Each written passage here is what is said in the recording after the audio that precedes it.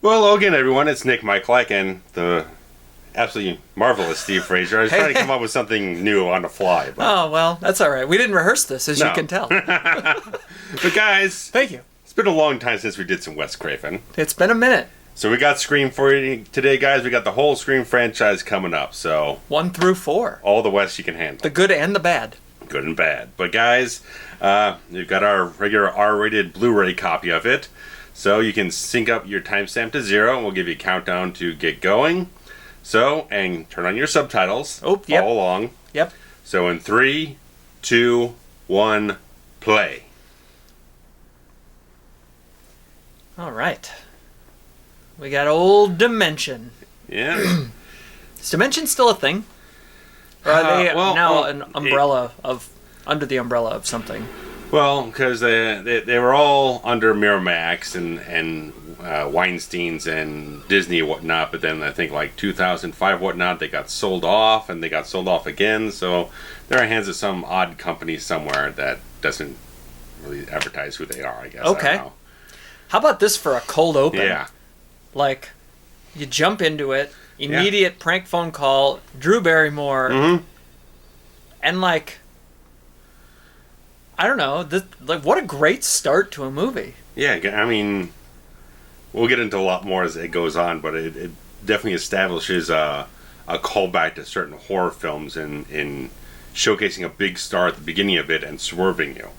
Right. Absolutely. I mean, this is Nightmare on Elm Street 101 or Psycho. Sure. So, yep. This is pretty marvelous. They got marvelous locations. This movie. They look beautiful, like California countryside stuff. Jiffy Pop. I remember Jiffy Pop. What a fun thing Jiffy Pop was. Yeah. I mean, I love so much about this film in this certain way. At least especially this opening sequence, where it just feels like a Friday night. Yep. You're sitting in. Getting cozy. There's no one else home. You rented a couple flicks. Maybe you ordered a pizza. Maybe you're making some popcorn like her. Oh, she ordered a pizza. No, yeah. So, it screams 1990. What, 5? 6? 6 when it was released. Probably shot the cordless phone. Yeah. Some of the fashion later on screams 96 too, but. I do like that they reference other movies here. Yeah.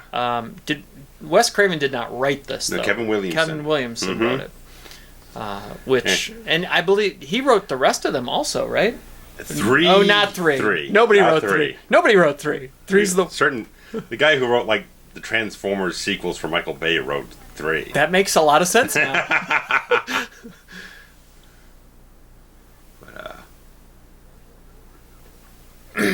But it was kind of funny when they are talking about Freddy, the Elm Street movies, that Wes was a little bit kind of self-conscious about it, but then when the line was actually, well, the first one was good, all the rest sucked, and he's like, well, I directed one of the sequels.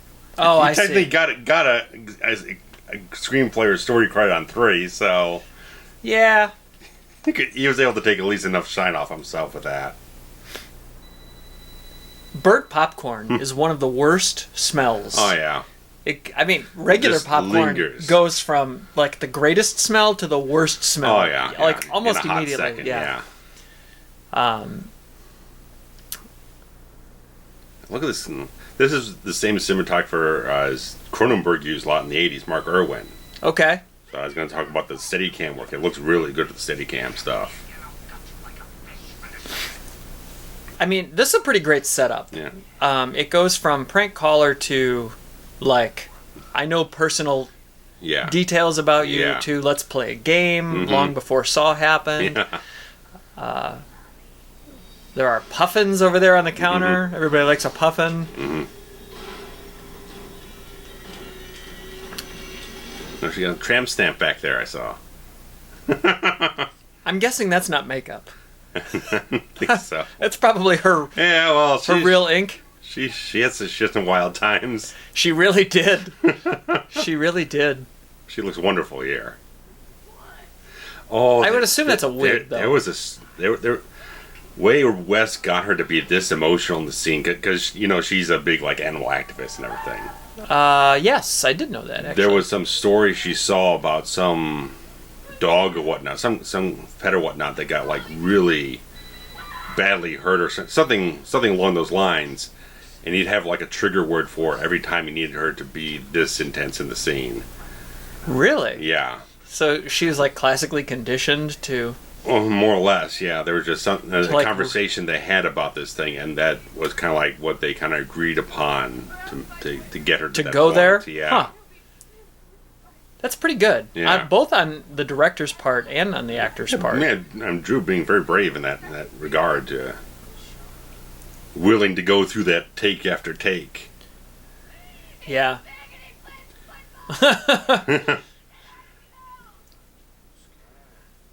And she's just one of those actresses that's like, you see her now, she still looks wonderful. It's like she's been around she's been around our entire lives. Basically, and she seems like she should be a lot older than she is, but she doesn't look it.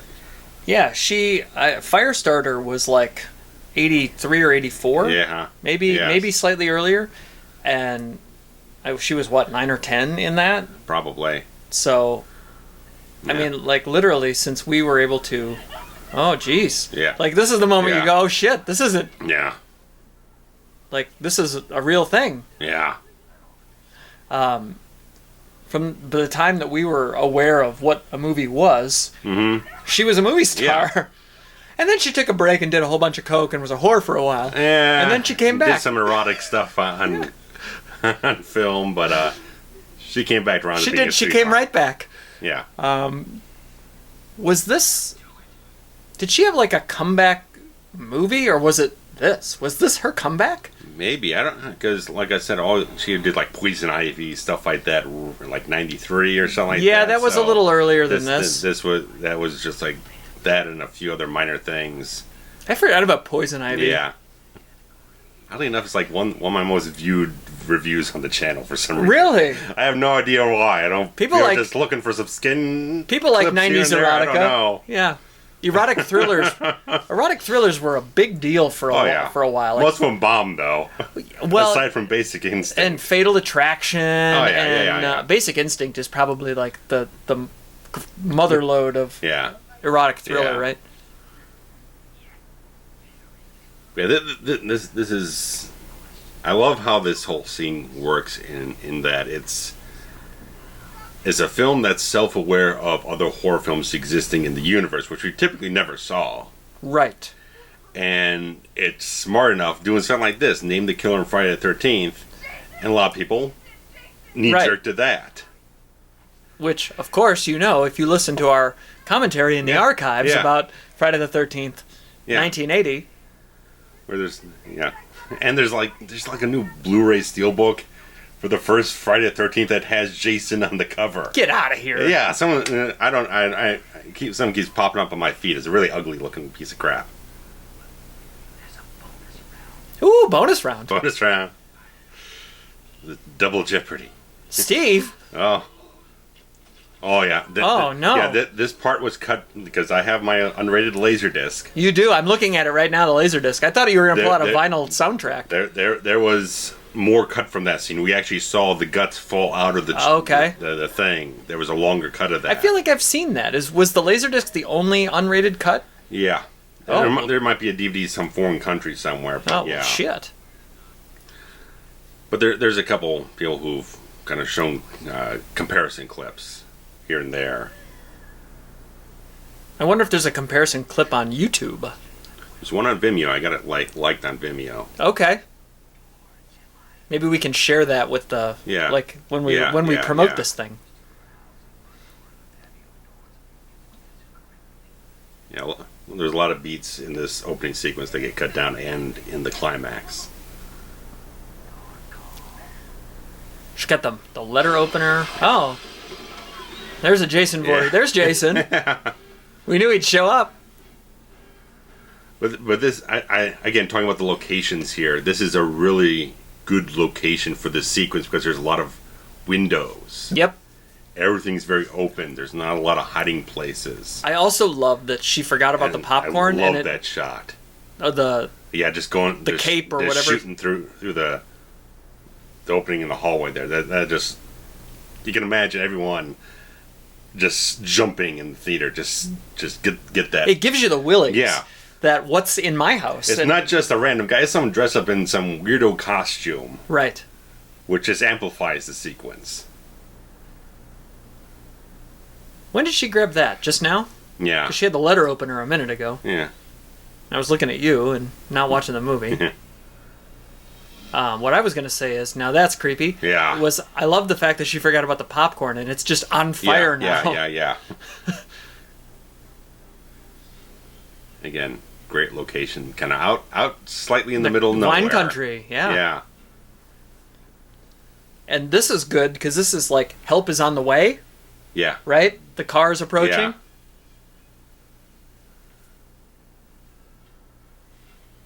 There's help within...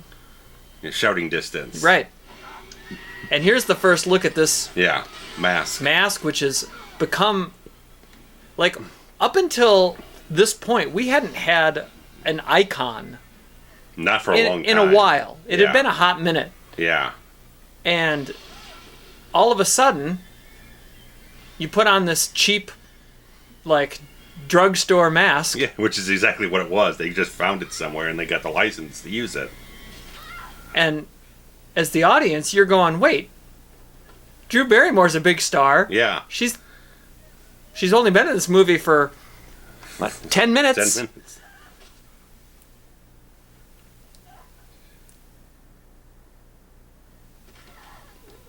I think a lot of people get this costume wrong because this cape is like speckled. Yeah, it's got a little shimmer. Yeah, it's shimmer like a thing. texture. Yeah.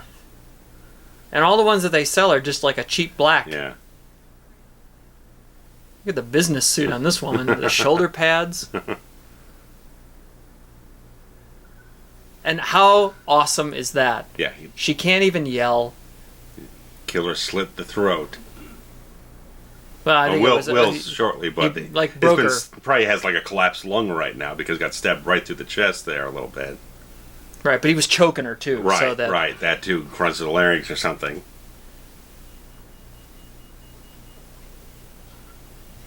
Yeah, apparently because they had the voice guy, Roger Jackson, kind of like on set or whatnot, okay, unseen.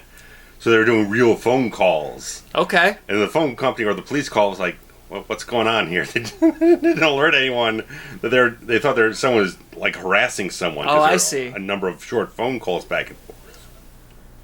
I love when the police get involved when they think something bad is going on. It's like, no, we're just shooting a movie here.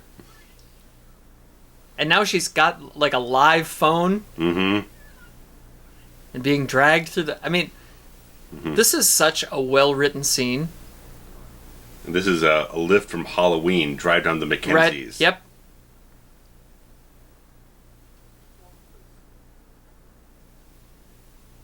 Is this guy somebody? Not that I'm aware of. And this shot coming up here. Oof, she's got some shit dangling from her, yeah. They had to cut out every other frame in the shot to appease the MPAA.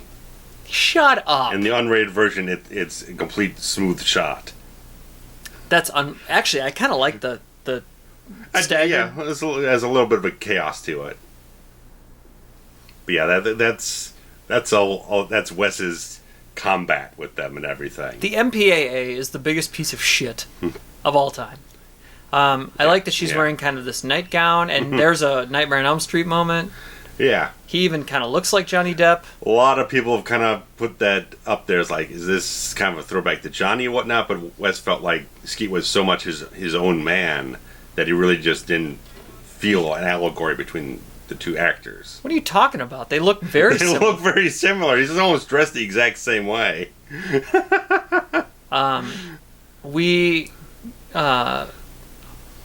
I mean, you and I actually just attended a horror convention together, but I've been doing the horror circuit the convention circuit for a long time, and I would say 3 years ago, there were some folks in the Chicago convention, same one that we just attended, and they had a Scream reunion. All right, yeah. And Skeet Ulrich was there, and he looked terrible. Oh. I'm talking awful.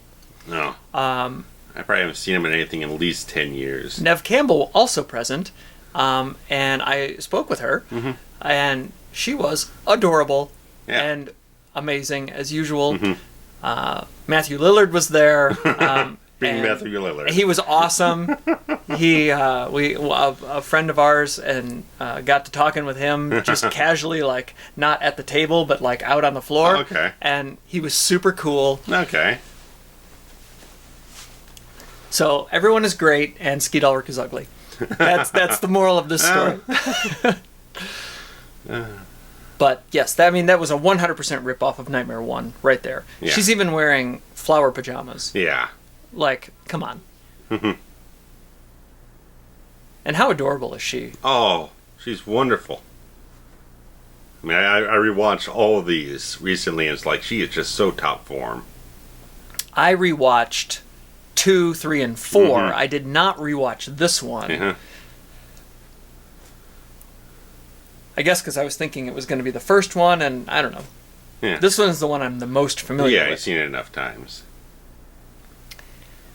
And, is this the night? Is he finally going to get in there?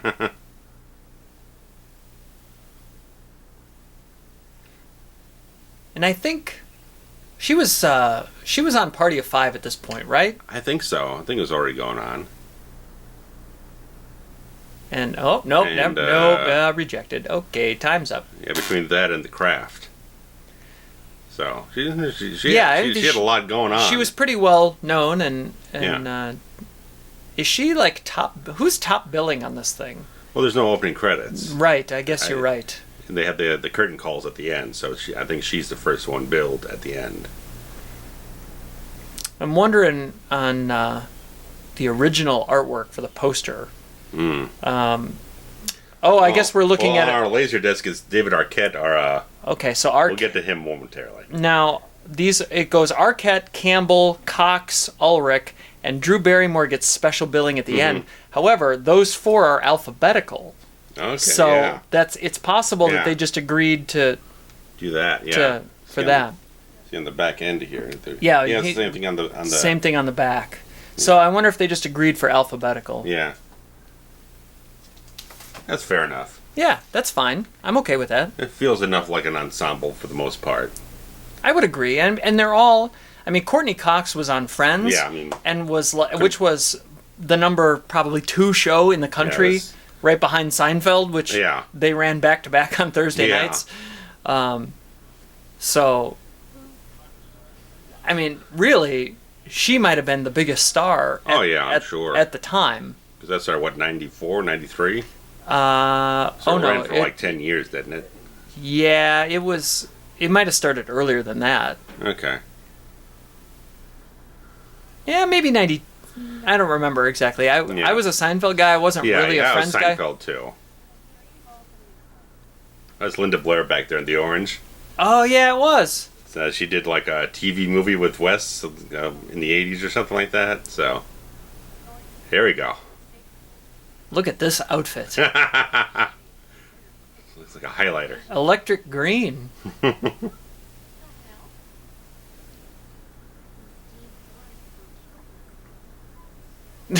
What? I love that reaction. And is that Arquette back there? No, it's not. I love some of these outfits. Like, this is such a 90s crowd. Yeah, that's what I was saying. Some of the fashion definitely pinpoints its time and place. Yeah, it's dated. Yeah. The hairstyles, too. Yeah. Rose, obviously Rose is like almost black haired, but they wanted to make sure that everyone kind of didn't blend into one another, so they had her dye her hair for the film. Oh, really? I didn't know that. And of course, Courtney's got like highlights and everything, so they wanted to just make sure it was a little visually distinct. Oh, the Fonz. Wink. Award-winning Henry Winkler for his new role on Barry. Have you watched Barry? No. Barry is outstanding. There's our future WCW World Heavyweight Champion. That's right. That's right. He was only a few years away from winning the big gold. But David Arquette's a fantastic guy, though, man. He donates stuff to like he donated all his earnings from that. The families of like Owen Hart and Brian Pillman and whatnot. So he's got a big heart. He just did another stint in wrestling. Yeah, he actually got in the ring this year. It might have been this calendar year. Yeah. Yeah, with Henry Winkler, it's always interesting because he was a producer on MacGyver.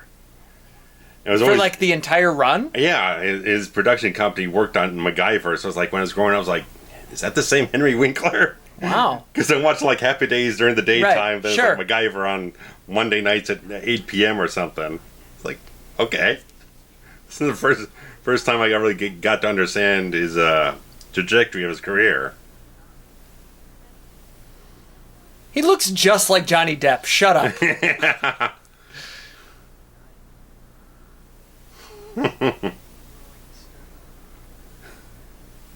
He's taller than Johnny, though. I mean, it's like, from this angle, you look different from Johnny. Johnny's down here, you're up here. The lighting's different. I can't tell. I guess. I don't know. I don't know. I don't know. Yeah, I don't know. I absolutely love this character. Oh, Randy? Yeah, him? Yeah. Jamie Kennedy?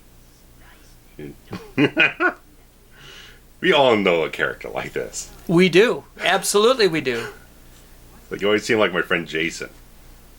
Who has his own YouTube channel, his website. It's gamerave.com. Shout out to Jason. I mean, like, he's a movie nerd. He works in a video store. Yeah. I love this guy. We all wanted to be him. Does impressions unwarranted or unsolicited. I feel like this is almost me in this scenario because everyone's a couple and then there's me. Yeah. Mostly by choice, folks. But like, I have no problem being third or fifth wheel in a group. I actually prefer it that way. So come and go as you please. That's right. That's right. Is this is the Hollywood Hills? Is that maybe something? I don't know where they shot this. Maybe this could be more the northern. School later on. There's a whole lot to talk about. Like, this house is unreal. Like, where did they find this shit? Yeah, let me figure out where they.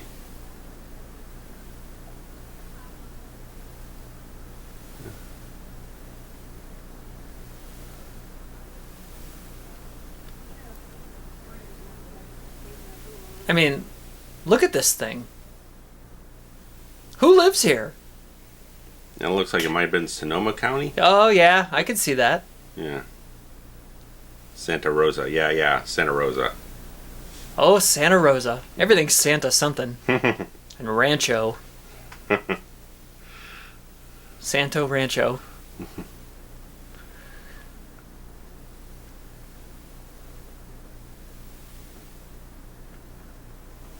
And it's so nice how the, because Wes is an old pro now, man. He knows all the little tricks. Oh, and he put like that. It's like you're just always expecting something. You're pre-programmed. Like, she opened the door. Open the door. You expect something to happen. You just like you just trigger things. So it's like. But he knew when not to do it too. When not to do it. He knows what will trigger a response. You know what they shouldn't have done is play back around with it. Is put up this wallpaper. Did you look at this wallpaper?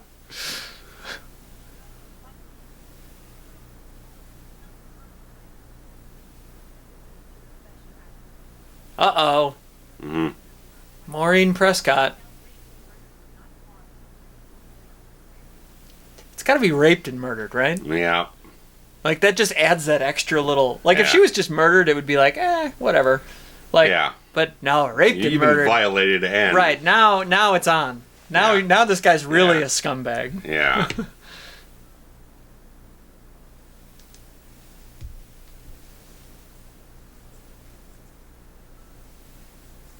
and Dad's out of town. Yeah. So she's home alone. Oh, there's old Maureen, raped and murdered. Yeah. This is before she was raped and murdered. Yes.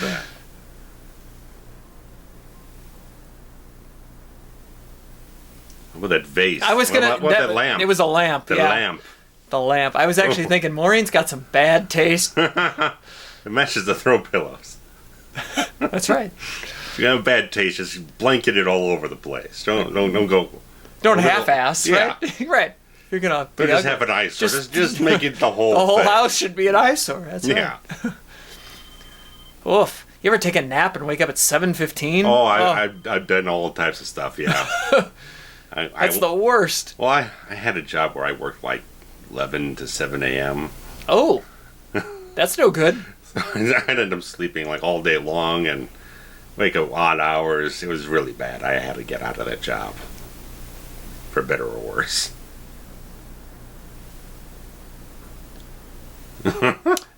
I think I've heard that before. I don't think I've seen All the Right Moves. See, you're Tom Cruise or Mel Gibson's ass, you know? Right? Yep. Mel has no shame with the ass back in the 80s, man. We've seen plenty of that. No, when you have a good ass, you don't mind showing it off. Damn straight. You're only going to have that for so long. I mean, like John Candy didn't show his ass because he didn't have a good ass.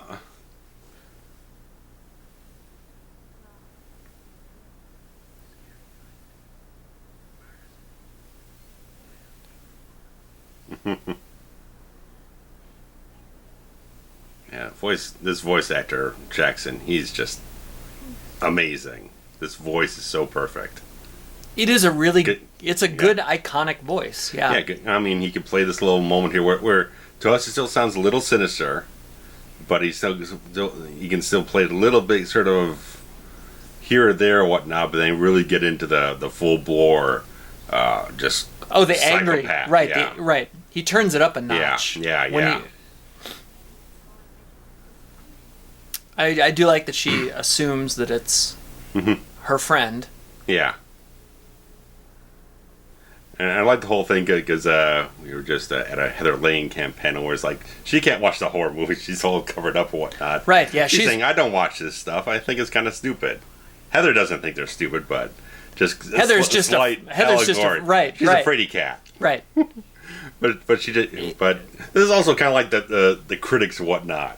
Wes likes doing that. He did that a lot in New Nightmare, where he'll put something in like here's a character or whatnot. Here's a moment that kind of reflects what critics say about things, or the MPA says about things. Just as they think it's just a little... some dumb, big-breasted woman running up the stairs, and think the entire genre kind of degrades women when it's completely the inverse. He's very smart. And then we turn it on the whole thing, where she does exactly what she was just criticizing about the films.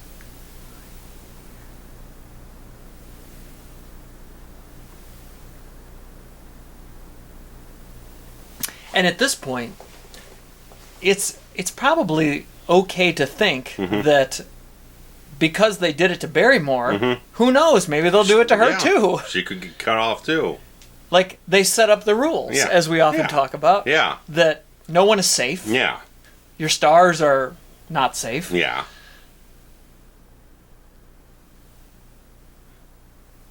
And the prank phone calls are consistent now. Yeah.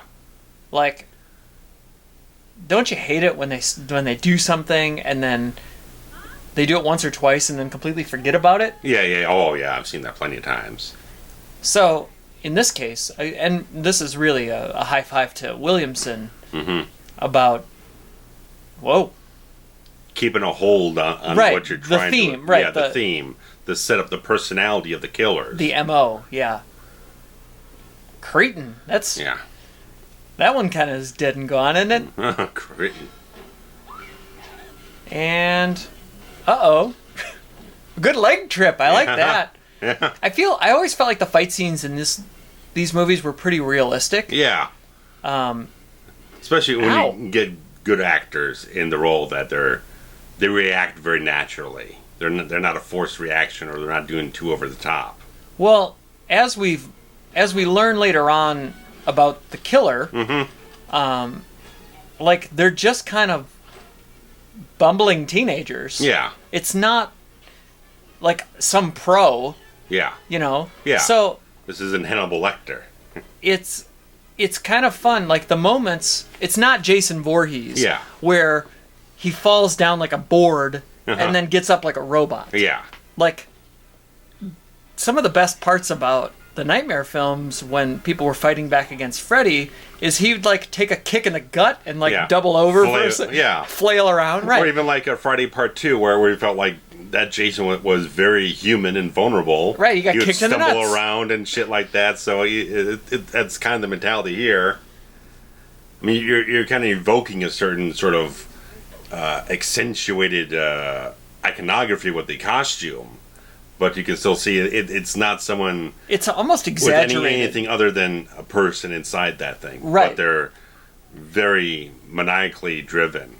Right, and like you said, it's a costume almost for the sake of being a costume. Yeah. Like, it's a legit costume. Not like Michael Myers put on a mask. A mask. Yeah. But was still kind of a robot. Yeah. And that was one of their sort of things they were dealing with in development about what's the costume going to look like. Even if he's just wearing a mask, if you're trying to do this the entire mystery setup, that characters can come and go and you're not entirely certain who's who, you have to be able to cover the full body. Right. All who are wearing the same shirt or whatnot, they're going to be, oh, that's the guy. But you got this entire cloak thing. And all you see is pant legs and boots, and they play with the boots throughout the entire film, too. I really do... Oh, Billy Loomis. Loomis is another throwback. Yeah. I like that... they definitely did some, I don't want to say misdirection, but plausible. Yeah. Like, they make it pretty plausible that anybody could really be the killer here. You're building the paranoia. Who to trust. DTA, as Steve Austin used to say, don't trust anybody.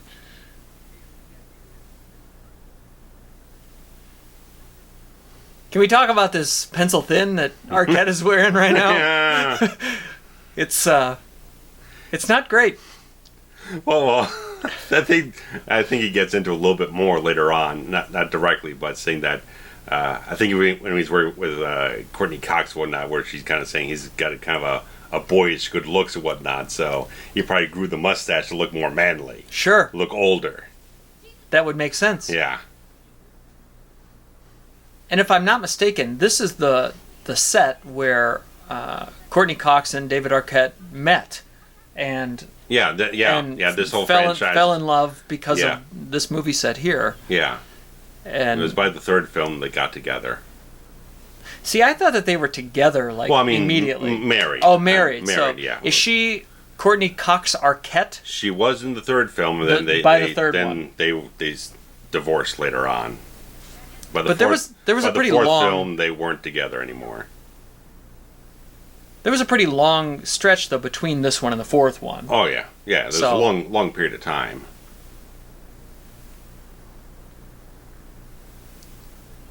I do like a bumbling cop, especially when a bumbling cop is played by a name actor. Yeah.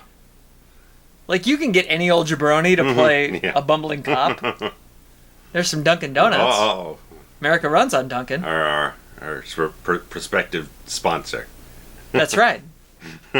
Still reaching out to Dunkin' Donuts. If you'd like to sponsor. We need to tag him. Johnny Depp? We need to tag him on Twitter sometime. We do. We definitely need to. Time to make the donuts. We've put them over enough. Yeah. They're not even... Wait, yes, they're my favorite chain. This guy looks pretty sloppy. Yeah. Is it Daddy Ulrich? Well, I think it's the lawyer. Oh, it's his lawyer, okay. Of course, he probably woke him up at like 9:30 or whatnot. It's like, got him out here at 9:30 at the night or whatnot. It's like, you just throw on whatever. I'm not putting on product at this time of night. Well, no. Who would? Not an iron shirt. He's got a sloppy tie. The sheriff got a bunch of bowling trophies or something back there. The good look on the sheriff. Yeah. Those do look like bowling trophies. Yeah. I think he was in Elm Street. I think it was Joseph Whipp. I think it was. He was with Don Thompson. Yeah, he was the secondary cop at the. Like a sergeant or something. Because I think Wes was the whole, just as a gag, whatnot, in his own head, that He was so freaked out by the events in Springwood, he moves to this town. Oh, okay. A sheriff, so that's fun. Just as a fun little. Yeah, I think that guy has 2 scenes actually. One in the station at the very beginning, and then one after Glenn gets at it. Glenn. Yeah, at Glenn's house with the corners thrown up. Right. Yeah, that is that guy. Yeah. Huh. That's fun. That's fun. Here's a good cop stash on the right there. Yeah, that's solid. Look at these computers. Oh, yeah. And this is like just a couple years before the Britney Spears, Hit Me Baby One More Time. Oh, I mean, the look. Her outfit. Yeah. McGowan's outfit. Yeah, so I think Britney maybe stole her look from McGowan here, eh?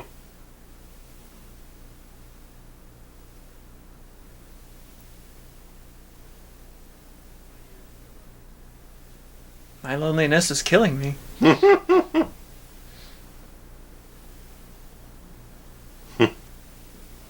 like how McGowan and Arquette work off each other. Yeah, With this badge, you treat me like a man of the law. It is. He's got no respect. I imagine that. I feel like Arquette would be okay at improv, but I imagine McGowan would not be. I don't feel that. Yeah. The best compliment that you can give a writer is to make your stuff feels so natural, feels off the cuff. Right. It feels like it's improv, but it's not. Yeah. Hey, those people just cut under the line over there. Yeah. Get them back.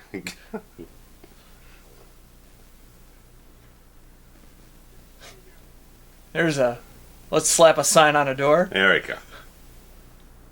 Who knows what this building actually probably is? the library or something. Yeah, who knows?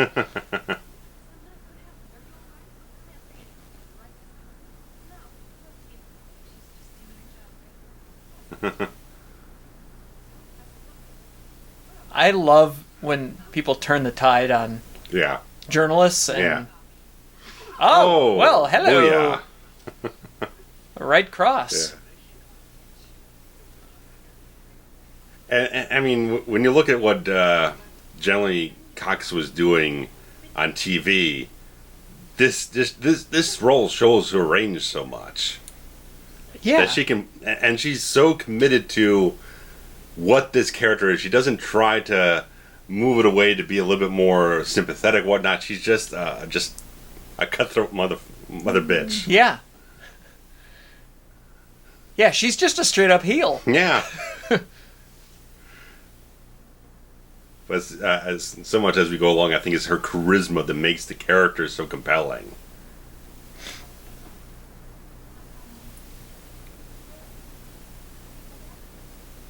That lady's been in stuff too. Probably. Was that? No. I know that I've seen this woman. She looks before. a little familiar. Yeah, maybe something here or there.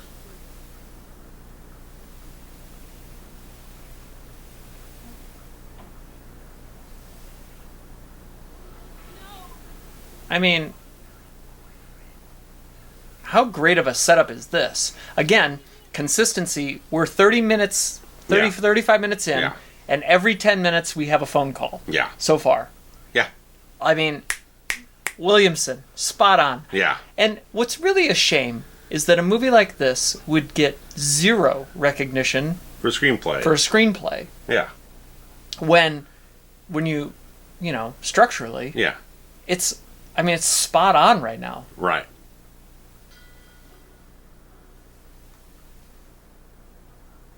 It's smart, it's funny. Exactly.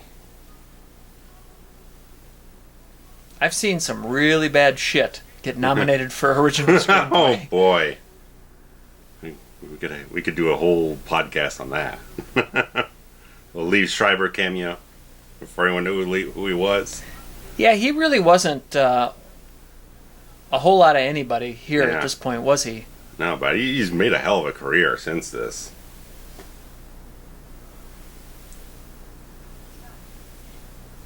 He's got a Showtime series. He's had a couple of series. Oh, he's had a great career. Yeah. We'll get to him in the next film, but he's he's awesome in the next film. Just love what they do with him. Oh, Korncheck's dead center. Dead center. Nice pot of coffee there. There we go. Reminds me that I don't have one right now. Well, here's your national news idea.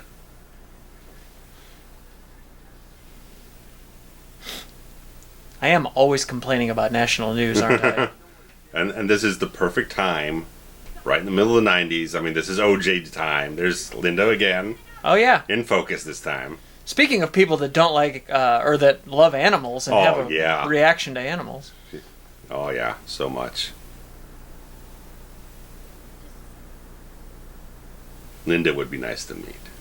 I've seen her in person a few times at conventions. I've never paid to meet her. She's always been a little pricey. I'm sure she is. I'm sure she's pretty delightful. like she's touching up her bruise. Oh. Whoop. All right. Yeah, all these two are great.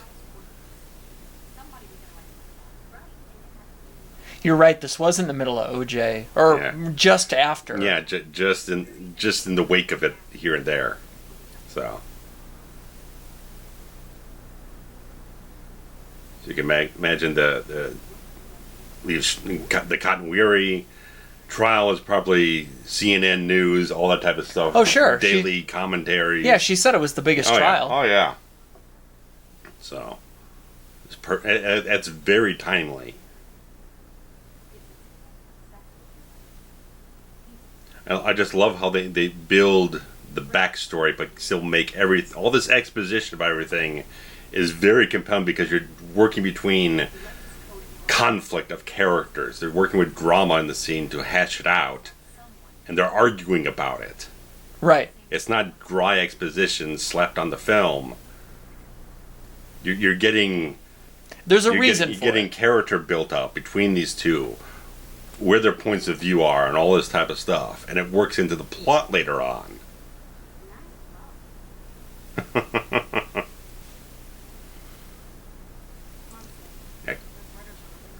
I don't care. Courtney just looks really attractive in this outfit, this whole get-up here. I know you're not a makeup guy, but I think... I hate it. The hair or whatnot, I think she's got something. I mean, she's a beautiful woman. Yeah. She's got them eyes, too. But I would take either of the other two over. Yeah, I'm just saying there's something about how they put her together here that's kind of sparkles a little bit. Her eyes are beautiful. Yeah. She's got a husky. Yeah.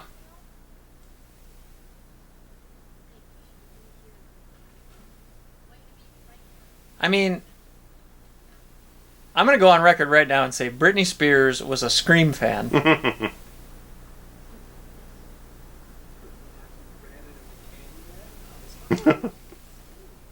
There's another timely. Yeah.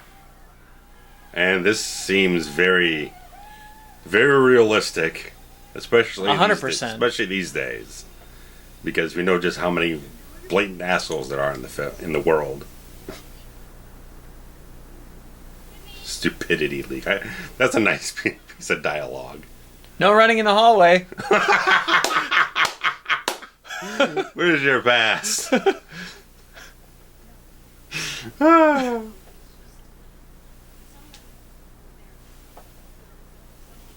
mean, and what's great is now you've set up a whole trust thing. Yeah. And now they've proven that it's not him, or at least in that instance. Yeah.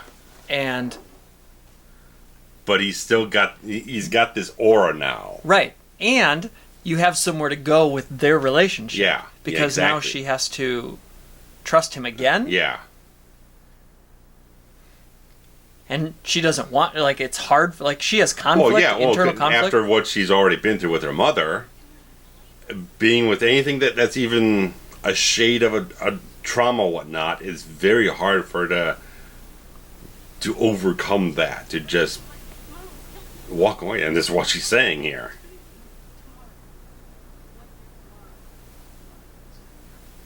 Oh, dear. Yeah. Oh, yeah. I think it's time you got over that. Oh, is probably the wrong thing to say.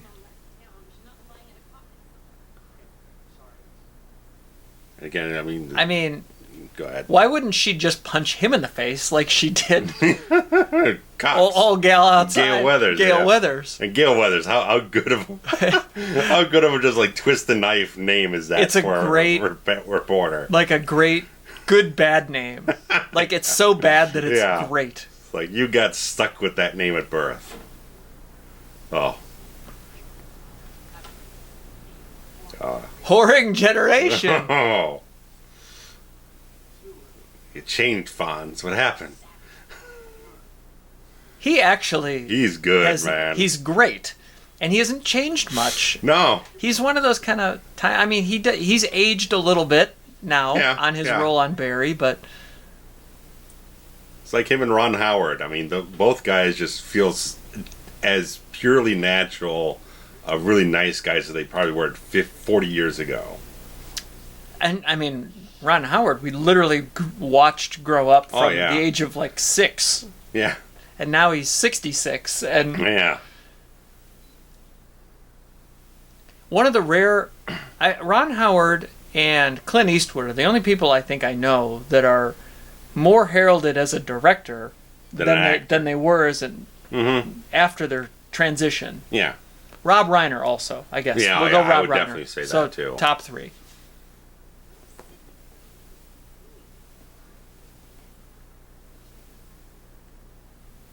Yeah, maybe Sydney had the hots for Steve. Oh, but not me. She did smile at me and say words directed at me. Neve Campbell. So I can legitimately say that I have spoken with Neve Campbell, and I didn't have to pay for it. Not that you have to pay, but we were talking about this. When you go to a convention, there's a weird thing, right? There's like a social contract of some sort. Right. They're sitting at the table. We have every right to go up and shake their hand and say, hi, it's great to meet you. I'd like to comment and have a talk. But then there's the expectation that you hand them $40 and buy an autograph or a photo or, whatever. And you feel like a shithead walking away without buying something. Yeah. And it's, I don't know. Yeah. It's tough. And then you get home and you think, why would I feel bad? They have all the money already. Like, they're the famous one. Yeah. They signed up for this life. Can I just say that I've worked in a public setting since I was 17 years old, and women's bathrooms are always much more disgusting than the men's bathroom. I know that we get a reputation, but for Christ's sake, the woman's bathroom is gross. She is not gross. She's adorable.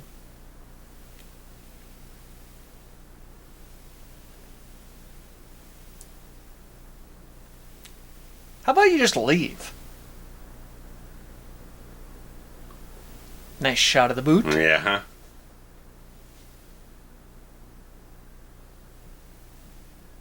Nice shot of the robe.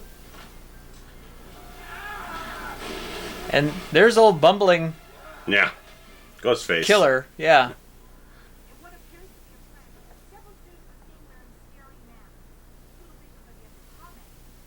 I do like that they were holding the, like Halloween store packaging. Yeah. Like anybody can just go buy this thing. Yeah, exactly. Which further exemplifies it can be anyone because there's no way to trace it. Right. There's 1,000 of these things to be sold. Which is how poor Ben Tramer met his demise. Damn it. Because literally anybody could buy this mask. Damn you. And who got fucked? Ben Tramer did. Ben Tramer. R.I.P. All thanks to fucking Dr. Loomis. Just condemn all the Loomises. That's right. They're no damn good. No, there's never been a good Loomis. I take that back. I love Sam Loomis. I literally saw I think it was actually John Carpenter was posting on like Instagram asking people what's your favorite moment from the film. And someone literally said, "Get your ass away from this. Get your ass away from here." It's like, God is damn maybe it. the best Loomis moment in the franchise.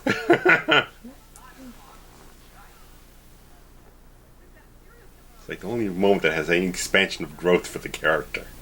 Everything else Well, he showed a little comedic humor, you know? I mean, he's willing to, Yeah. have some fun. Yeah.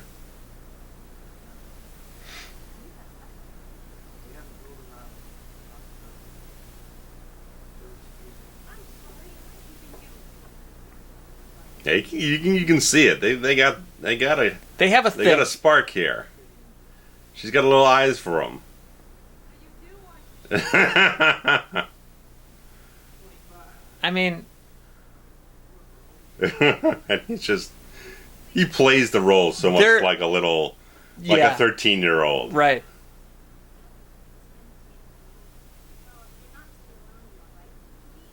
I'm pretty sure that some of these extras in the background Are the same ones with the same outfits. The same ones in the same outfits, yeah. Like they filmed all these on the same day. Mm-hmm.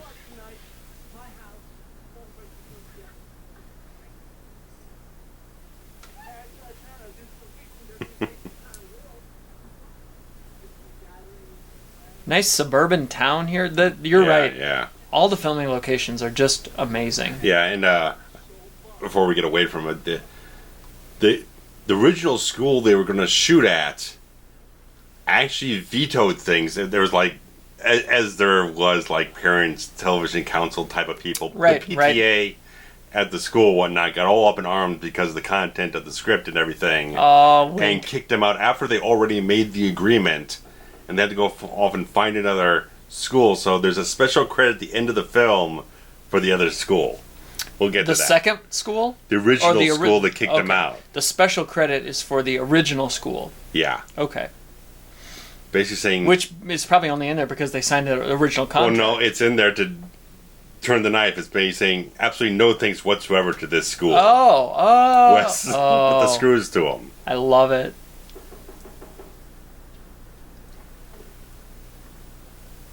And this scene is a reshoot addition to the film because old Weinstein.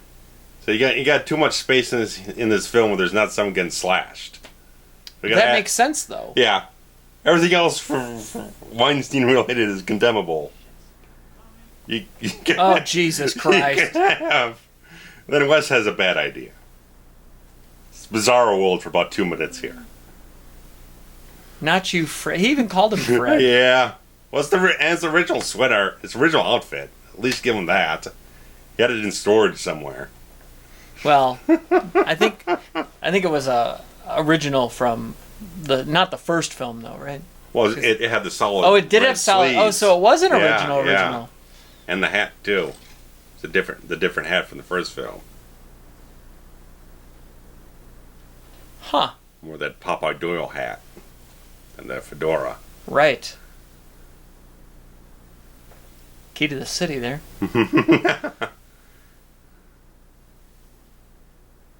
Yeah, when I bought I have a Fred Krueger sweater.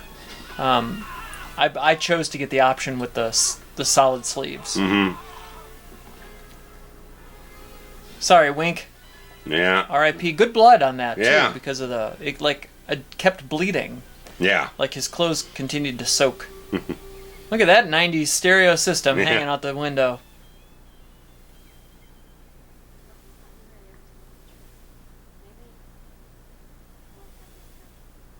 Yeah, cinematography in this is really good. The same guy who shot New Nightmare too. Yeah, that makes sense. Yeah.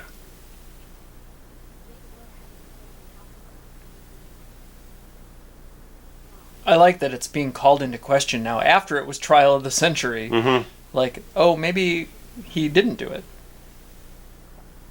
Well, yeah, I mean, all this weirdness happening almost exactly a year later after her death. everything just feeling very weird for her.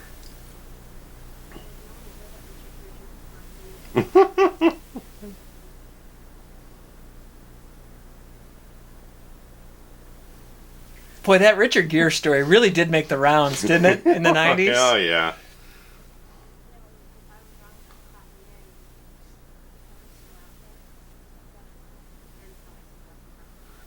Like that. Yeah. Someone who doesn't quite know their shit. That's funny. It's smart enough to make a character not quite so smart.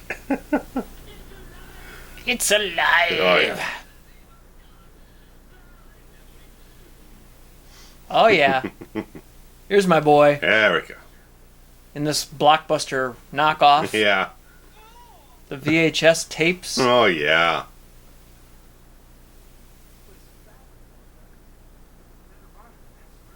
What is this dog movie here? Or is that... I feel like I know this movie. Is that... Oh, that looks familiar. I'm not sure. When we get back to the wide.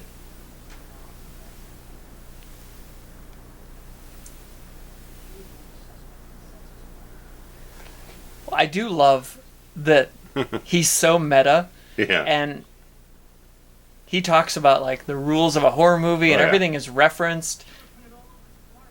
God,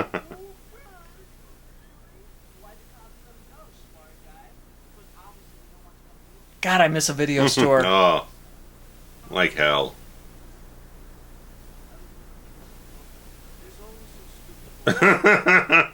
That's true. That's true.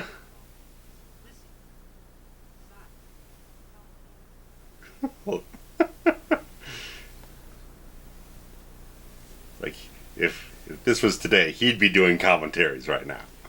100%. He'd have a YouTube channel, all this stuff. Lillard is a 10. Oh, yeah. So I've seen some other stuff, like a film called SLC Punk, and he's great.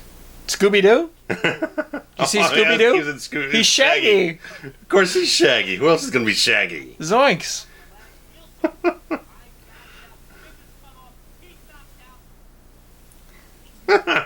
He's freaking out. Very simple formula. Well, a little Jamie Lee Curtis movie there. Mother's Boys. Never watched that. That's a real movie? Yeah. Oh, see, I didn't know that. Well, it's all Dimension Films. They just slapped a couple of posters around the thing. I see. I've never seen it, though. I've never even heard of it. I always thought I pretty much only know it from this film. I always thought that was a IMDb fake movie. No, I think it's... Well, why else would you use Jamie Lee Curtis's image on it if it wasn't real? I don't know. I don't know. Just because. I mean, you can... But yeah, you got to put somebody's face on there. Huh. Yeah. Learn something new every day. Yeah. So, yeah. It's not like his Last Action Hero where he got Stallone's face on the Terminator 2 poster. Right. Which is beautiful. I want to see that version of Terminator 2. I really do. Or even just give me like a Fun Your Die sketch. it Just would Stallone be doing it. It would be entertaining. For a hot minute. Ooh, Coffee Cafe. Got to close for that curfew, though. Oh, yeah. R.I.P. Town. No more coffee. It's a sad day in America. About tan. I was going to say, yeah. Cop Jeep. Beige Ford, but it's not a Ford. It's a beige Jeep. Do they still make a beige Jeep? I don't know. I wonder if all these cars were specialty painted. I bet they were, because I can't see... Yeah. I can't see that being a real color. There's some kind of Hollywood motor pool where you can just rent out some... That could be. Some vehicles.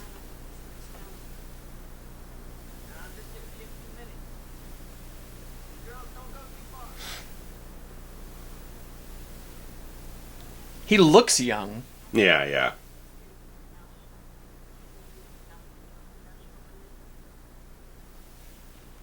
All right, Here we go. Tostitos. Some nice Tostitos. We got Coca-Cola. We got Cheerios.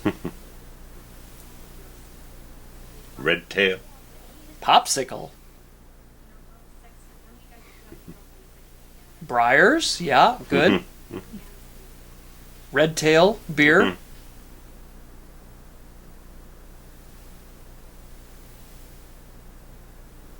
I don't remember his character's name in Nightmare, but... Yeah, I don't know. Sheriff Burke here. He's got an ice cream cone. I mean, Jesus Christ. Well, how great is this? Yeah. Just like a kid. Yeah.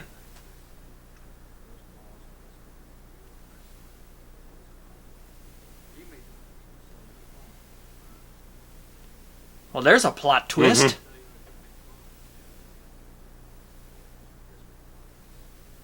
Monday. Oh. Seems like that trial went by really fast if they got it done in 1 year from the point of the crime. And then she was able to read a whole book and release it and everything. That's really fast. That is, yeah, the justice system is not... It's not Law and Order here. No. So Sam Waterston at work here, man. I mean, I guess it's possible that it could have been such a clear-cut case that they just in and out. But she said that it was like a big media circus. Yeah. It didn't just come and go. That's probably a long piece of business.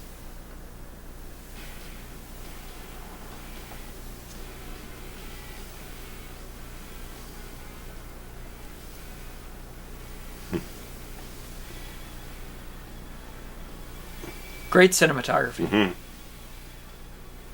Hey, there's a $500 fine. Pig.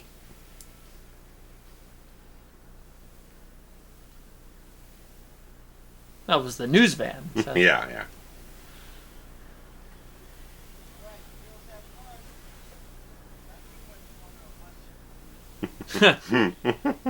Great dead cop. He's a sweetheart. This looks like a set, though. It always felt like a set. I thought it was a real location, but yeah, it looks like the out fronts always looked a little bit like that.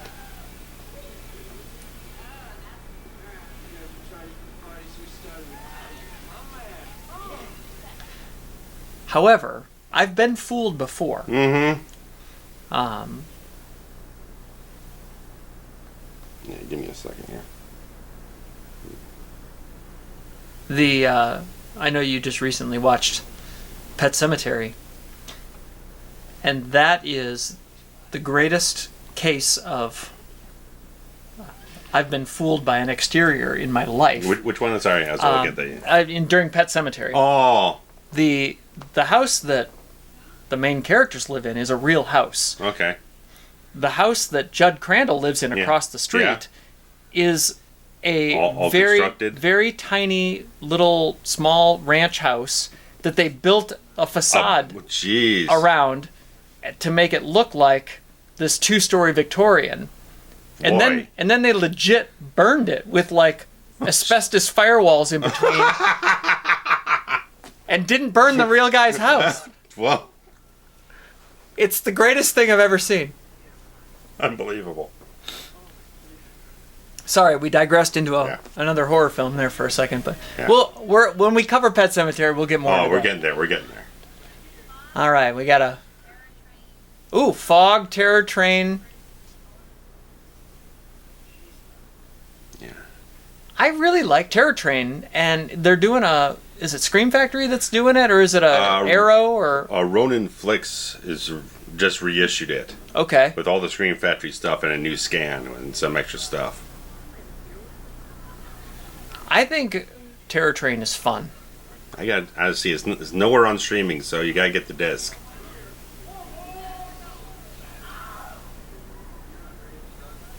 I feel like I watched it on streaming, so it must have come off. Like, they come and go. I looked it up a little bit a while ago. There was no listing for it, but I haven't found anything about the house they're in right now, but there's a photograph of it on Wikipedia that looks very much like something that does. was recently photographed or whatnot, so... Yeah, there's always something about that high angle shot down that just everything looked a little too perfect. Yeah, and it was the picket fence and I don't know. There's something about it. Some feeling about it. I don't know. Maybe it was just the framing that felt too claustrophobic for it. You know, they're trying to hide something, but I'm trying to scan through. That is not a very secret hidden camera, lady. No, but everyone's gonna be jumping over to the VCR every hour and a half.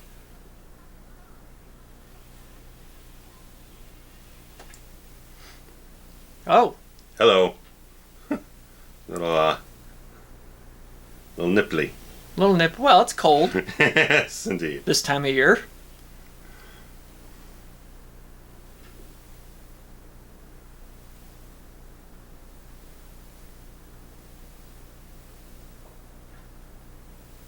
Okay, so the house they're in was a real house, and it became available after the passing of the owner of the thing. So we're the case. Does it say that they shot the interiors in the same house, or was it only the exteriors? Because some of these interiors kind of feel like, yeah, I'm not a sure. soundstage. It doesn't elaborate on that. This kind of feels like a soundstage. I don't want to go reading through. Well, yeah. IMDb for 10 minutes. Right. But if someone in the comment wants to enlighten us in the comments, we'd appreciate it, because they do a lot of recreations in the third film for these locations. So that's just good set design or what. The third film is so terrible. Oh, we're getting there. Let's pace ourselves. I think this sequence here is actually pretty great. Yeah. And what I love the whole mystery element, that this can easily be anyone, because she's gone off aside from the party. No one else knows really where she's gone. She's sort of like one person where she's going. So anyone could have followed her. Anything could have happened. But we're able to narrow it down to it's somebody at the party. Yeah. So, or someone who might show, as we'll get to retroactively, someone who shows up shortly thereafter, out of nowhere.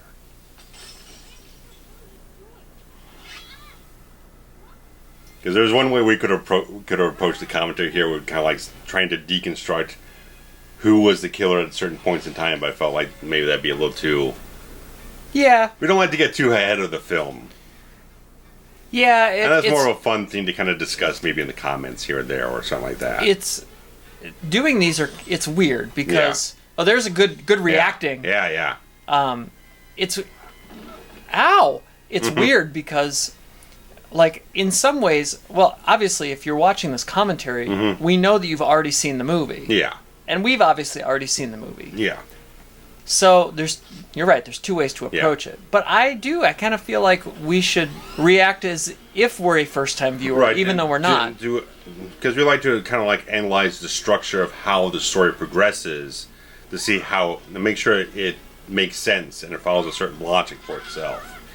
If we're approaching it like we've seen it the dozen times we've seen it, then they kind of get lost in the conversation a little bit. If we're trying to analyze scene by scene how this narrative progresses, we see how it functions or doesn't function. Right.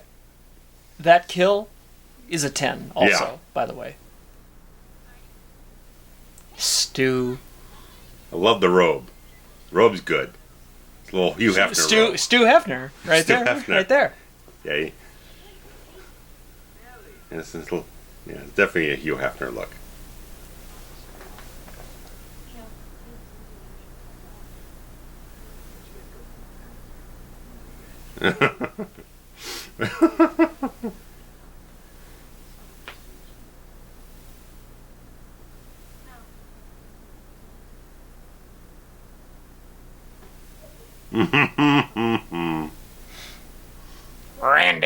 Randy. He's not the macho man.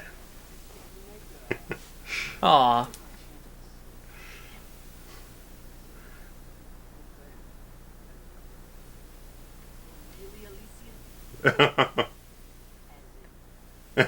Even a clueless reference. I like it.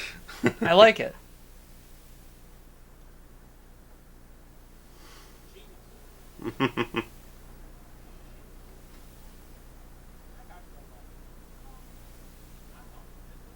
It's a little Halloween resurrection type of thing. A little bit. A little flavor of that. A little bit. It's like seeing old grainy analog video. It does bring me back a little bit to, you know, the late 80s, early 90s. Mm-hmm. Which is what this decor is. Mm-hmm. I kind of like it. It's got a warmth to it. It's very warm. You're right. Yeah. It's interesting that the two side tables aren't the same. Yeah, there's no matching thing. But the tops kind of match with the marble.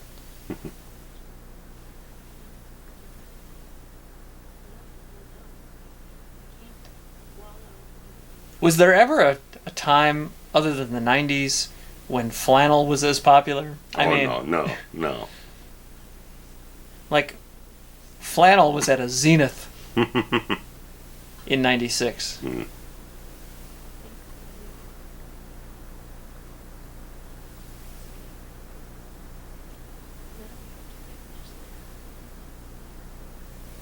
Neve is so goddamn good. I mean, just look at her eyes in these scenes.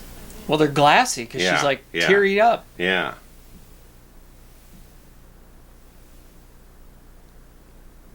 God, that little curly cue of hair there on the sides. It's so bad. He still hasn't showered. No. He hasn't showered this like whole movie. 4 days. Yeah. He's got the hair is all over the place.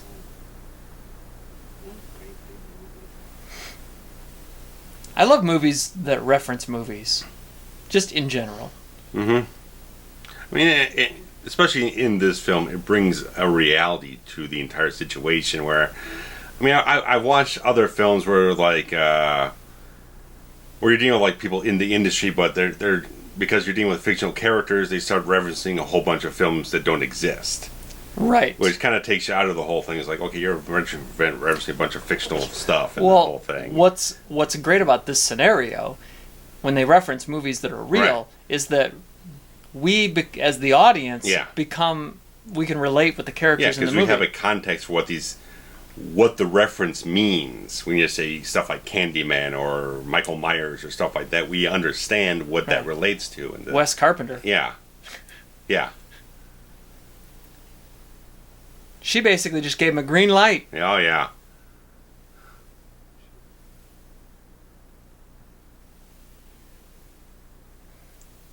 Don't ask questions, sir. Yeah, just... There's the goal line. Go for it.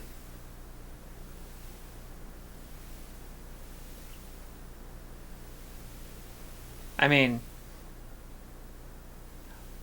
Who says no to that? There and they showed just a little of it that they don't have to. Yeah, you probably don't have to pay, right? Well, they have like the score running through the whole sequence later on, so I'm sure they licensed it. Considering Dimension just did Halloween 6, and they're going to be doing H2O. I mean, they've got a relationship with at least Arquette. Right. So.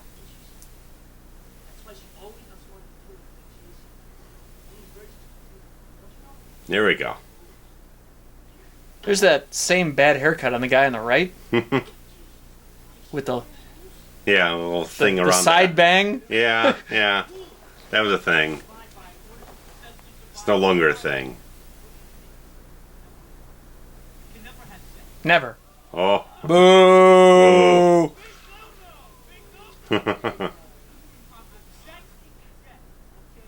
Smoke. Do you ever see Smoke? I don't know. I never see that film. No. I'm not familiar with Smoke. It's got a Miramax logo on it.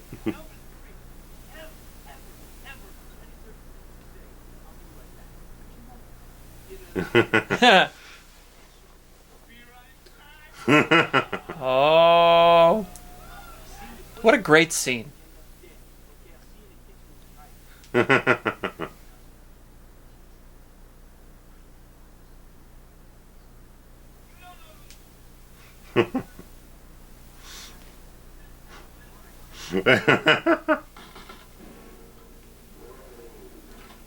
That's kind of a nice little kind of like extra layer of like meta-ness or voyeurism in the whole thing.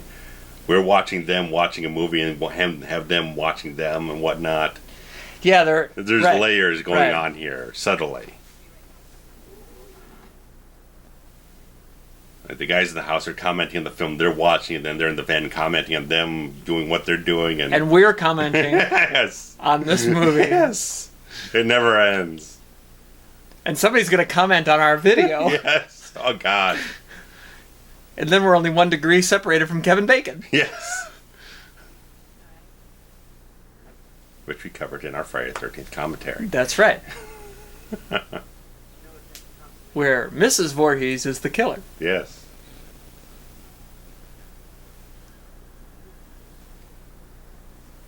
Yeah, just some way that they just have this crowded frame just makes it look a little fakey. Fake? Yeah. The sighting looks very, very new, too.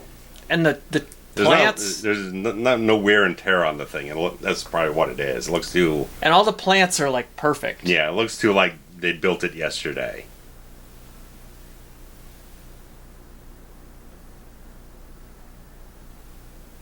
Mm-hmm. I give her a pass because she's new, but he doesn't look like he's been there before either. Well... PJ Souls is...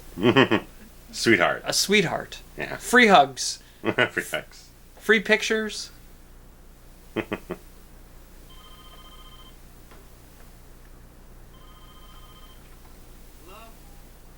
Yeah, here we go.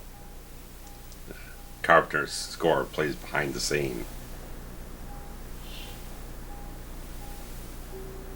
I mean, talk about brilliance. Yeah.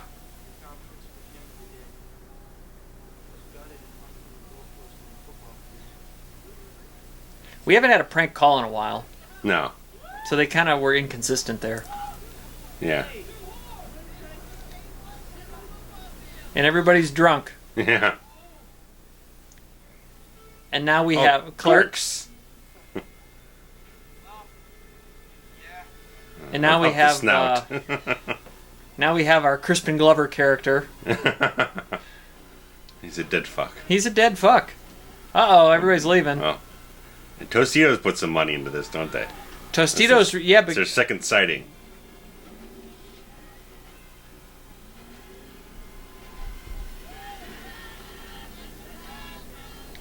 Yeah, I'm going to ruin your LeBaron there. Yeah. It looks like a Mustang and a Thunderbird, so Ford put some stuff in there. Well, and of course Jeep is the... A Jeep, yeah.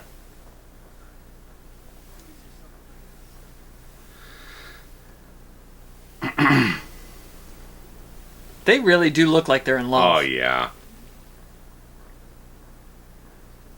Yeah, it's not Gale playing up to get cozy up to a cop to get the story. It's definitely a real relationship building.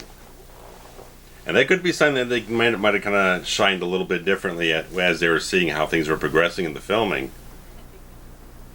Oh, and rewritten a little as they went. Maybe. I'm just speculating. Uh-oh. Look at that happy accident. That leopard print headband there? Headband going on. Oh, yeah. Oh, yeah. That pencil thin getting its work out there. Your gun is digging into my hip.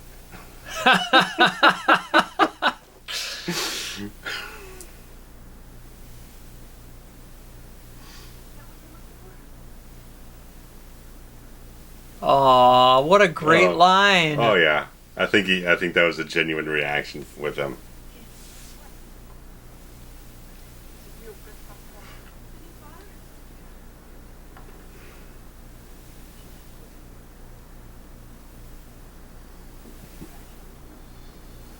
He was going to be out of town. Oh.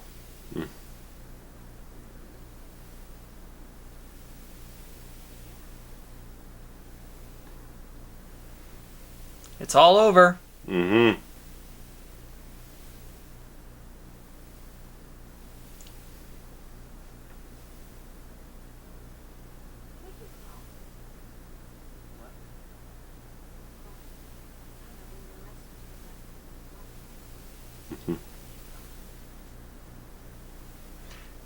This scene is actually pretty good.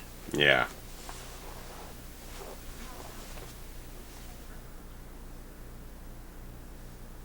Yes, it's as the whole thing goes along, it's like a good idea for her to kind of realize something that re-sparks the suspicion in her head, and then by design, you as we get to it, you turn it all away again.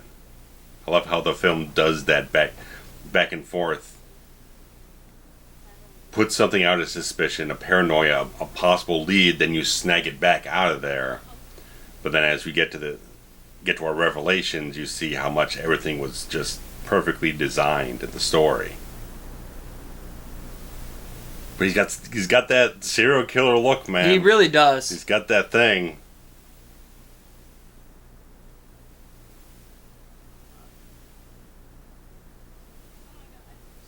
They really do set it up. Mm-hmm.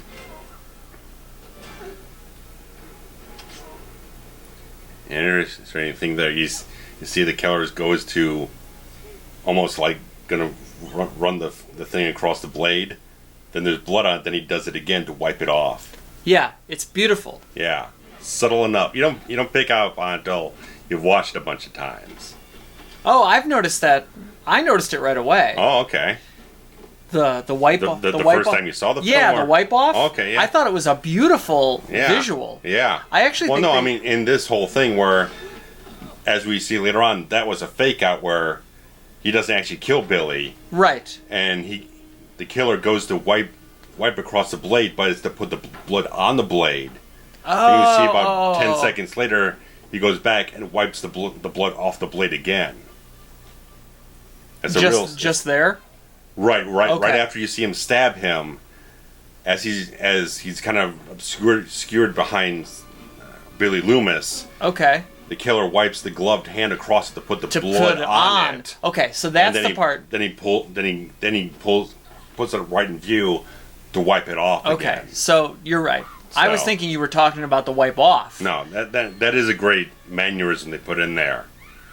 But yeah, there's a subtle little thing that whenever you pick up on the multiple the repeat viewings, is these little things that they're not forgetting about retroactively in the film. There's a lot of things. There's certain films where they're trying to do that twist ending thing, but then we go back. There's a twist ending right there. Where they do the twist ending and they reveal something like this. They don't have the building blocks. Right, you can't go back and put it together. Yeah. Like every Saw movie. Right. Well, the first one you can, but... And that's great there. With the... Carpenter score adding into the scene. The film you're watching is scoring the scene that's happening ahead of us. Right. I mean, that's simple brilliance. Which... We're giving the credit to Wes Craven on that, yeah? I'm giving it to Wes, because Wes always had that little thing of a whimsy or whatnot, if you want to call it that, a wit to things. So you would kind of see this like, okay, I got to do this. Someone else might even bring it up, wherever it is, but it's like, okay, yeah, he's going to prove that and go with it because it seems like such a great idea. And he never had an ego about anything to use something like a John Carpenter's work to enhance this little scene in the film.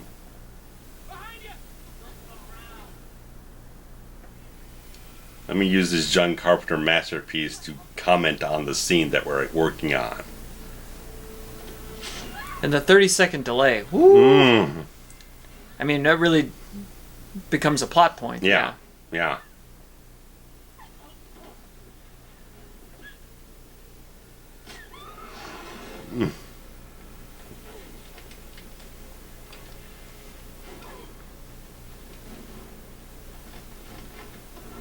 Really?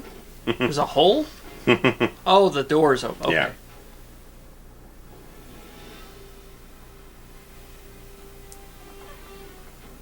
The rest of the score is actually pretty good. Yeah, Beltrami does a wonderful job with this.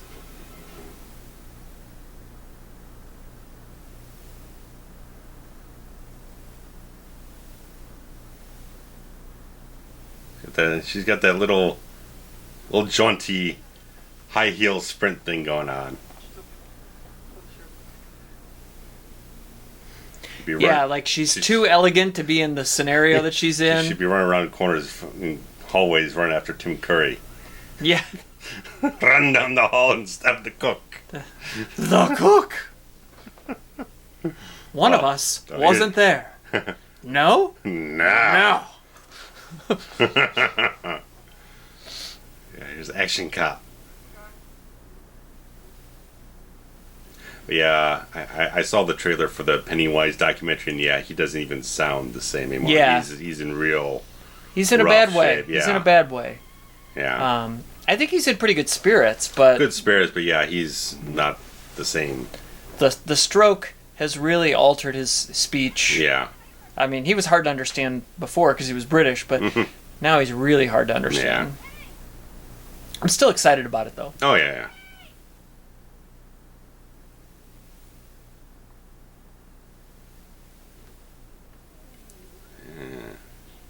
Good blood. Yeah. All that blood right there is like more blood than you saw in almost any horror film in like 1988 or 89. That's true. These are all the ones we've commented on. Right. I mean, if Winkler had tried to do that evisceration of, you know, they would have just... Oh, yeah. You wouldn't even got to see what we did see. No. Even the climax that we're getting to here, yeah. That's great. The lighting is beautiful with the green and the red. Mm. I mean, it looks like chocolate syrup, but... As you do. That's fine. Maybe it's a throwback to Psycho, again. Maybe. Where they used chocolate syrup in that scene because it was in black and white. Yeah. And... Oh, well, we'll get to similar moments later.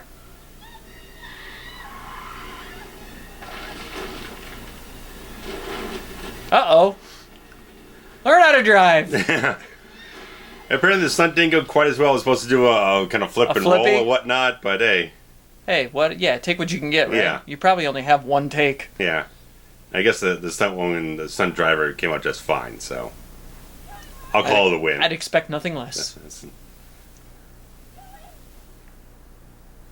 There we go. Good fall. Just like he's going to stab Diamond Dallas Page in the back. But she really looks like shit. Oh.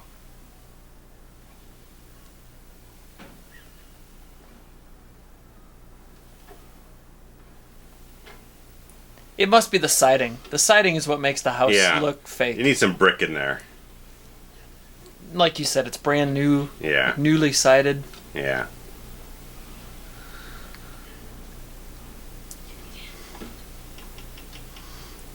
Good touch. Nice. Like, oh shit. And then the drop down. I mean. Yeah. And now we're playing whack-a-mole.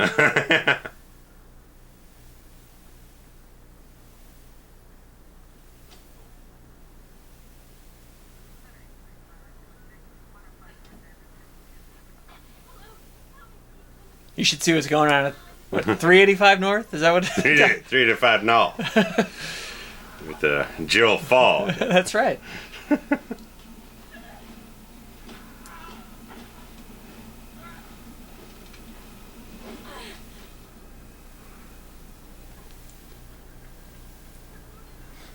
Good cinematography. Oh, yeah. Good props to either Neve or just her stunt woman, but damn well physicality.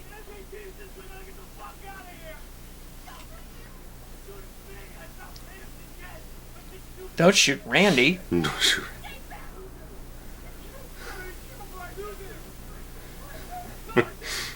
He killed my Tatum. Christ, man. He's got a corduroy and an oatmeal sweater. I mean, this is 1996 if there ever was one. Oh. Don't trust anybody. That's such the great thing. I mean, you put this character right through the goddamn ringer the whole way through. That blood drop on her cheek looks like a heart. Not Johnny Depp. Oh, no. That's not. All right. That's a nice... Good stunt. Yeah, that's a big bump he took there down the hardwood stairs, man. Yeah, you can't fake that. No. I mean, I know in like The Exorcist when they got the big fall down the stairs, they put like maybe like a 1/4 inch of rubber or something like that on every. Nah, it's not gonna help much. The bruise might be slightly smaller, but that's about it. That, conversely, that blood looks really fake. What, on Skeet? Yeah. Well, because it is. Well, I know. I'm just saying. Ah. Attention to detail.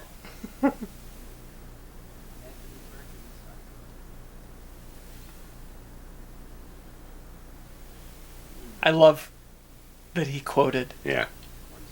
There we go. Oh, shit. That's true. Yeah. This is great. Because when is it ever two killers in a horror film? Never happens. And that's the whole thing. When you're seeing this for first time, you think it's one guy. You think it's one person. And nothing can quite add up under that circumstance. And this swerves you completely. Because everything you've been trying to figure out and decipher was always the other one. Not what you thought it was. The dynamic was not that the whole time.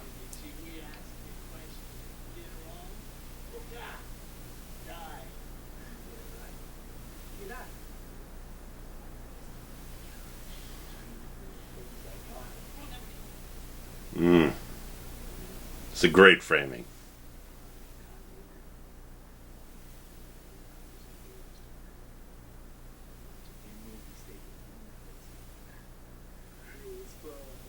It's a great frame because it shows Billy's really kind of like the forefront of this whole thing. He's the driving force, and Sue's kind of the hanger on this whole thing because he's just got nothing better to do, probably. Yeah, he's not the mastermind. He was happy to be included. Yeah, yeah.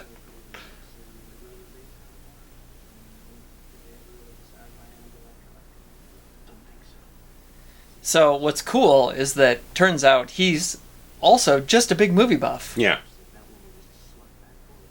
And this is one of those scenes with Wes.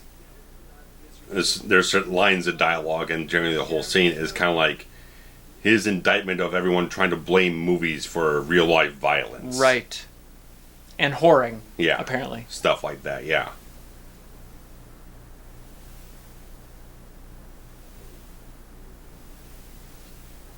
Yeah, it comes up again and again in the series where he has Neve Campbell's character kind of directly point at that as things keep recurring in her life.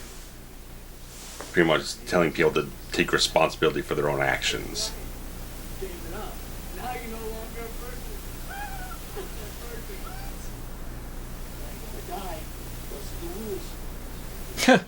Mm-hmm.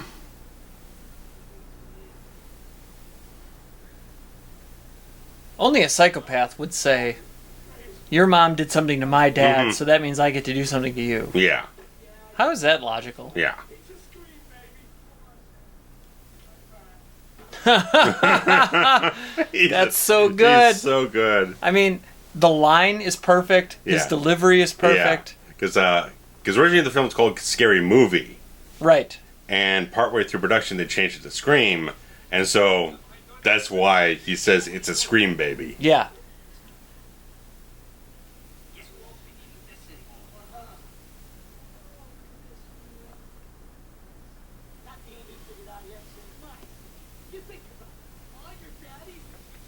mean, he's such a cartoon character. Mm-hmm. I mean, I guess he's perfect for Shaggy. Yeah.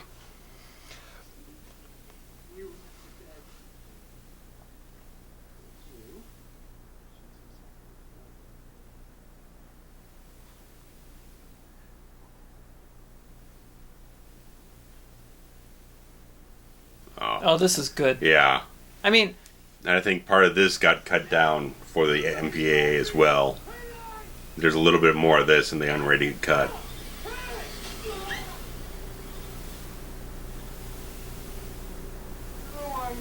Nick.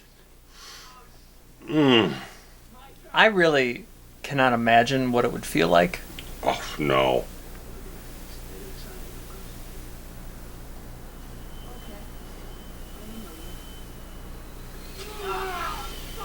I mean...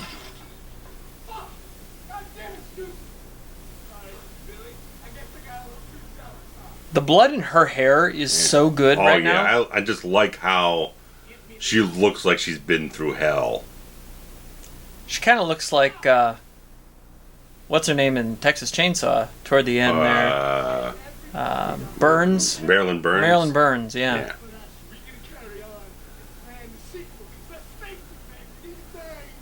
You gotta have a sequel. Yeah, that's definitely a cut there. They're doing stuff off screen. See, right here. Oh. And just this whole thing just shows. I mean, once they get a taste for it, they're just sick for more of it. More of this inflicting pain on people, cutting people up, and everything.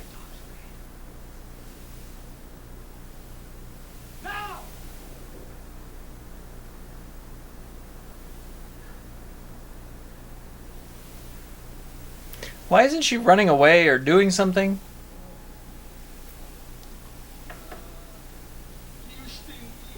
That was a hot movie. Yeah. Just coming off.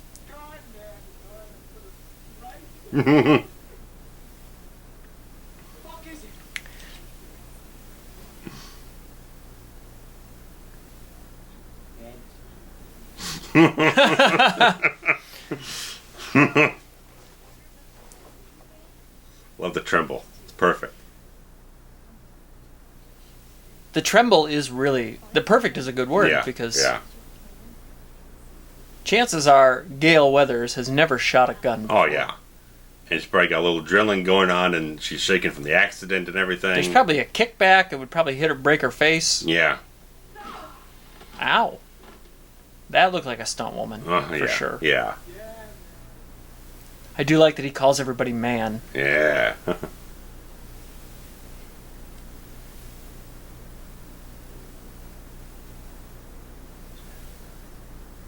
Oh, I like the neck crack.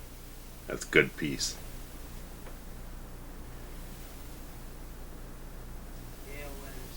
That's a great line. Great line. And then...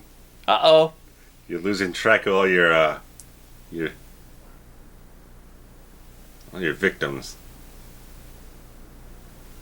Ruh-roh. Oh, look at you, Ruh-roh. That's so good. Good job, sir.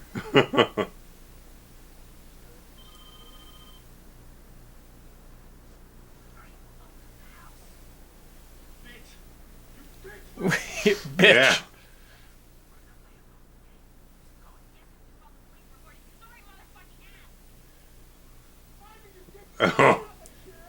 I love these two.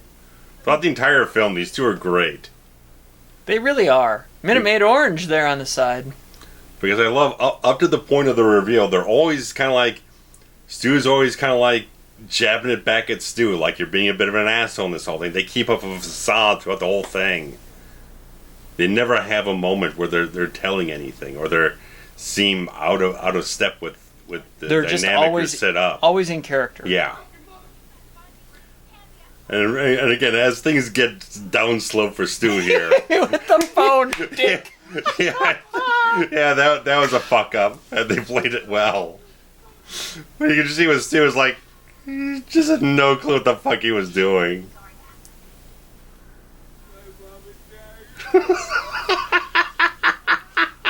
There's more Tostitos there on the right. Oh, there we go. And Coca-Cola again. Oh, yes, dude, just so pathetic. Yeah, and he's not the mastermind. No. Like I said, he was happy just to be included. Yeah. It's one of those things like Billy knew he could kind of mold this guy around, pull his strings and shit like that, you know? Right. You need a patsy. Now the question is, this her hitting him in the chest. He had a heart surgery. Oh, really? And they hit him exactly the spot where it caused the most pain possible. Ow. Yeah. The second one looked like it hit him in the throat. Yeah, I think it was the first one. Whichever one had the hardest reaction, that is the one. That was the first one. Yeah, I think it was that one. Well, ow. Yeah. What I was going to say is, has anybody synced this up with Halloween to see if it's playing out in real time? In real time. Mm. Please, somebody that's watching along, do that. Yeah, because this whole climax is real time. Basically, yeah. Yeah. Oh. You can see his fillings. That's a little nod to Nightmare 3 there. Oh, yeah. Look at the prime time. Because she said in your dreams and then killed him with a TV. Like, where's the Sudro. Where's the shocker reference? Come on. We need one. Yes. Some ruffles.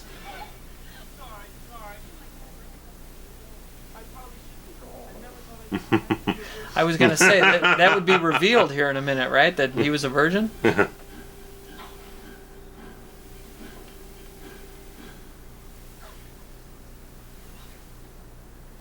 Oh. She's got good... Oh, right there.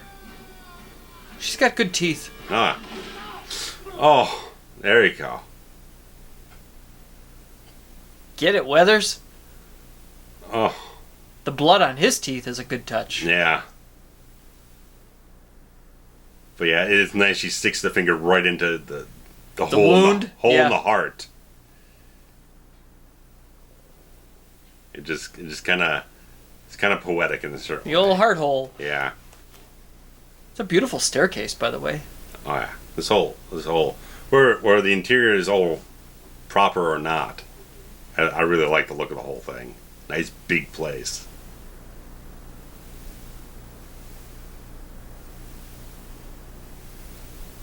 I can be wearing that jacket again. That's a shame. Somebody has that jacket, and somebody would sell that jacket for like tens of thousands of dollars right now. Oh. Perfect. Crack shot.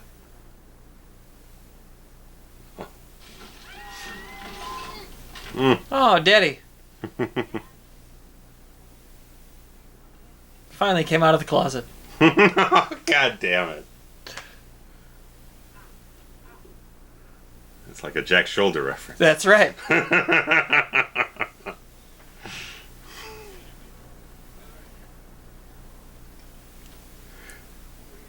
Yeah, they shot this just in case. Like, Bill might really like Dewey too much to kill him off.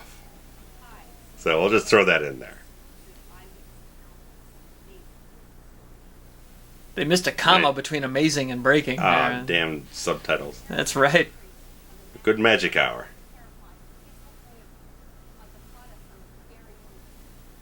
I wonder if Bayshore Ambulance is a real company or if that's painted up gimmick, gimmick. Yeah.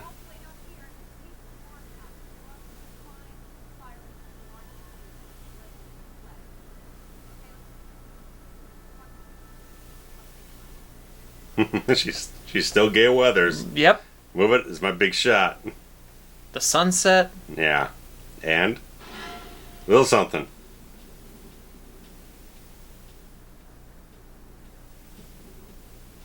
Well done, sir. Yes. I like the cast credits they put up here in just a moment. Bob and Harvey. Yeah.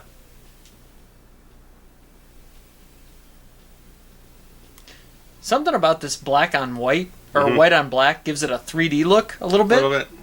And maybe it's the HD, but it almost looks like it's popping out of the screen a little bit.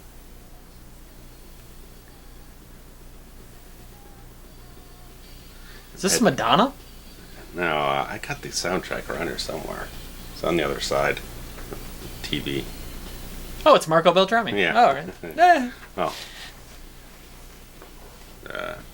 it was Patrick Lussier, editor, who would end up directing, I think it was Dracula 2000. Oh.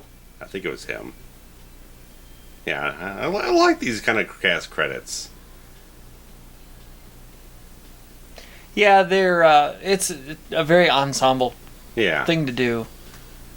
I mean, this technique has been used for years and years and years. Yeah. Decades now at this point. Predator. But you're right. It's well done. Yes, it's nice to celebrate the cast and the characters you enjoy through the film. And yes, those are all alphabetical. Mm-hmm. But except him. No, never mind. Not alphabetical. Joseph Whipp. There's our guy. Yes, and this is what's called special billing. Yes. Which means she probably got a much bigger payday than her role deserved. Yeah. Or something. Yeah. She got a nice sum, I'm sure. Right. Anytime you get that and or featuring or whatever, then introducing is probably the only exception. Introducing Johnny Depp in the first one. Yeah. Yeah, Bob Englund, for a couple of them, he was always like, and Robert Englund as Fred Krueger or something like that. So. And is different. Yeah. Introducing, I don't think you get special pay for. No. It's just kind of like, this is a new star, pay attention to. Like Terminator 2, this is introducing Edward Furlong. Does it really? Introducing? Yeah. Oh. Then he would do... that was his first movie? I think so, yeah. No kidding. Then he does Pet Sematary 2. Well... Yeah. I guess I didn't realize that was his first role. I'm pretty certain it says introducing Edward Furlong. Would you know that, huh? Uh-huh. Huh. I learned 2 things new today already on this commentary. I don't remember what the first one was already. Oh yeah, additional DP, Peter Deming, he would end up shooting at least the next 2 films. So he becomes... he does the DP for the 2 and 3? Yeah, at least 2 and 3. I don't know about 3. I think 4 he does it too. So he becomes the next Wes cinematographer. Huh. Very... Oh, I mean... J.P. Jones, John Skip Weaver. Oh, Skip Weaver, our old fell. I feel like, in the... Putting yourself back in the context of 1995, 1996, horror was really like a dead genre. Yeah, it was not going in. There was no trends. There was nothing. It was lighting sequels. The box office on fire. It was like Hellraiser 3 and like Warlock 2. Incidentally, it was directed by the same guy. Oof. It was bad CGI. It was starting to get to there, yeah. Can be. Kurtzman. Nicotero Burger. Yeah, all of them. Kurtzman, we just saw him speak, or I saw him speak at the same convention, and he is just a barrel of fun. This movie really brought horror back, and as a big budget. This came out at like Christmas. This was December release. Yeah. This is like, hey, don't forget about horror. Yeah. This is against all expectations. And it went on to gross a shitload. Oh, yeah. You're going to pull up the number here in a second, but I mean... $173 million. Get out of here. Off of 15 mil. $170 million. So this movie became a phenomenon. And I remember it. Mm-hmm. I was not working in the movie theater just yet. You said it was December of 96, right? Yes. Okay. I started working at the movie theater in August of 1997. Mm-hmm. So I was, 9 months away from, or removed from this phenomenon. And a few months away from the sequel. I do remember the sequel. I saw the sequel. Yeah. So I didn't see this one theatrically. I saw it on video. Same. Yeah. But, I mean... I wouldn't have been able to get in anyway. It was a year before I was 17. Right, yeah. Right. We were the same age. We were like 2.5 months before. So I feel like this movie really brought horror back. Yeah. And then it spawned sort of imitators. It brought back slasher films. A lot of them weren't terribly great. Like, I Know What You Did Last Summer, and what's that other one that isn't any good? Not Urban Legend. Maybe it is Urban Legend. There's Urban Legend, Valentine, a bunch of stuff here and there. Yeah, like that. The late '90s, it brought a resurgence back, but they weren't all that good. Yeah, and it's like, because this film, again, it was bringing attention to tropes and commenting on it and trying to turn things a little bit on its head. But then all these slashers that come out afterwards. They fall back on them all. They're not as fresh. Right. They try to be cutesy, and they end up being stereotypical and archetypal. Exactly. And it took Wes Craven. Yes. Like, that's the difference. Yeah. Right? Wes is the difference. The guy who's been in the genre, maybe not so much worked with so much of the tropes. He really wasn't 20 years at this point. But 20 years in the business doing this stuff. Seeing how the genre has evolved, see what other people have done, and getting a really smart script to work with all this stuff, being very aware of this stuff, and being able to play with it. Right. I mean, this is as much of a love to movies as some of the movies that have won Best Picture, like The Artist or La La Land. No, La La Land almost won. Yeah. It did win for about 30 seconds. The dusty finish. It did. But movies that are about movies, are often beloved by the Academy. Yeah. And this is that. Yeah. Right? This is a movie about movies. Yes. But because it's not a drama.